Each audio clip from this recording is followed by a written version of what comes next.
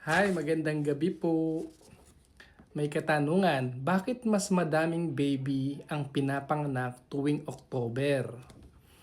Bakit ang daming may birthday ng October lalo na dito sa Pilipinas?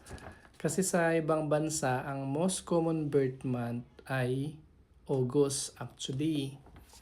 Pero dito sa Pilipinas kasi around September, October, ganyan. Ito po kasing December at January ang pinakamalamig na buwan ng taon at madaming nagpapaputok. Charot. Mas madaming nag-stay sa loob ng kwarto pag malamig. Masarap magyakapan. Malamig eh. Pasko at New Year kasi. Mas madaming nabubuntis o nabubuo between December to February. O kaya yan, isasama nyo na yung Valentine's Day.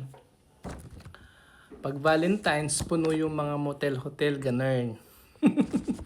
O tibo pa, kasi 9 months ang baby sa loob ng tiyan. Kaya pag naubuo siya ng January, so February, March, April, May, June, July, August, September, October. Ayan. So around October, pinapanganak yung baby.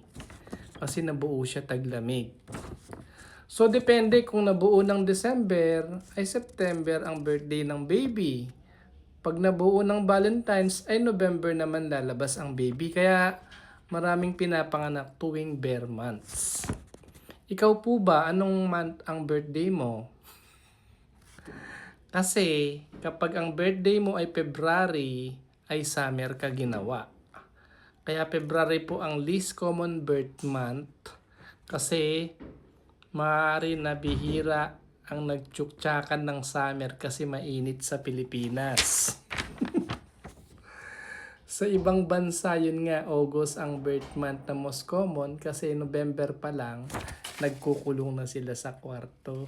Good evening po.